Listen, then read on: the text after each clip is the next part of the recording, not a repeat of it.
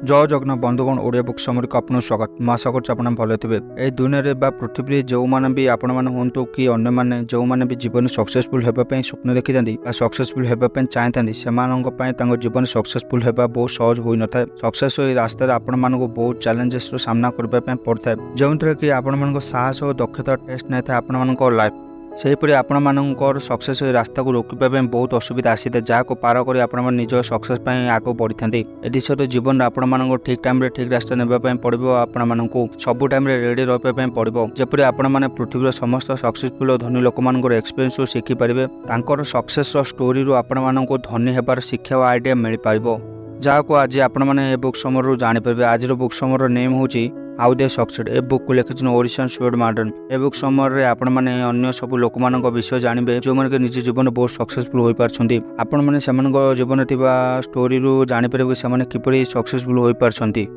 सेहीपरि यही दुनिया रोकते लोक मान सफलता विफलता तो समस्त अलग अलग चिंताधारा रही है। किसी लोक मैंने धनी सफल व्यक्ति होगा भावी था कि अन्य साइड बहुत लोक मैंने भावी था कि लोक मैंने सेवा करने सेहीपरि जितेबाला लाइफ आपण मैंने जपरी प्लान करते आपण हिसाब से होता तो आपण मैंने से हारी जाइबार अनुभव करते से समय आपण मानक जानवर अच्छे कि सक्सेस पाइबापी आपण मानक क्यों रास्ता जावाई पड़ो। यह सेतेबेले हो पार जितेबाला आप निज भितर से एटीट्यूड को आणबे जहाँद्वारा आपण मैंने सक्सेस को शीघ्र हासिल करेंगे से आपण मानक निज भितर जीत को आणवाई पड़ो। फोकस सहित यहपरी परिवेश भितर रही पड़ो जहाँ आपण मानक मोटिवेट कर सबू सिचुएसन रे। सेहीपरि अलेक्जेंडर ग्राहम बेल भी एक महान लोक थे। गोटे समय ये जितेबाला लोक मैंने ग्राहम बेल को पागल बोली भावुले कारण से भी यहपरी कथा विश्वास करले जहाँकि अन्य मानक असंभव लगुला कि आज ग्राहम बेल को दुनिया सबुठ महान सक्सेसफुल इन्वेंटर भाव समस्ते जानती। अलेक्जेंडर ग्राहम बेल बहुत रिसर्च कर निज फास्ट टेलीफोन तैयारी करते इन्वेंशन को लोक मान देखाई बहुत लोक खाली एक खेलना कहते पर समय यहपरी आसला बहुत लोक टेलीफोन को एक बरदान भाव कहते जहाँफल इन्वेंशन कंपनी को बहुत धनी कर देता।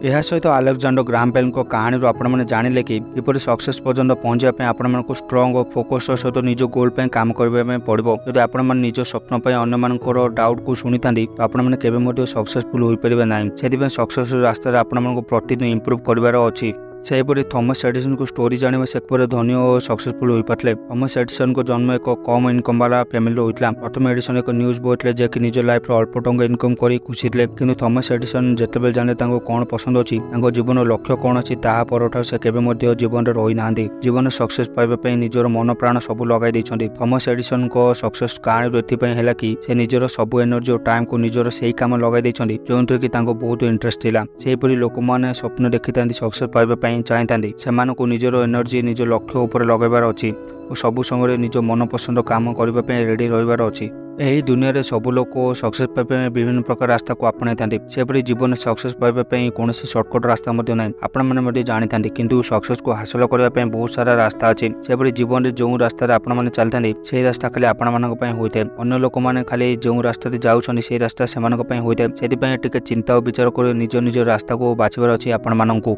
यह सहित तो आशा कर आज बुक समर भिडियो आप भल लगे जब भिडियो भल लगे तो भिडियो गोटे लाइक कर चैनल को सब्सक्राइब कर दिखाँ आशा पाखे बेल बटन को प्रेस कर नोटिफिकेशन कॉल कर दिखाँ और आगे जो बुक समर भिडियो आसो आप मिस न करती पुणी देखा आप भिडियो आउ बुक समरी सह।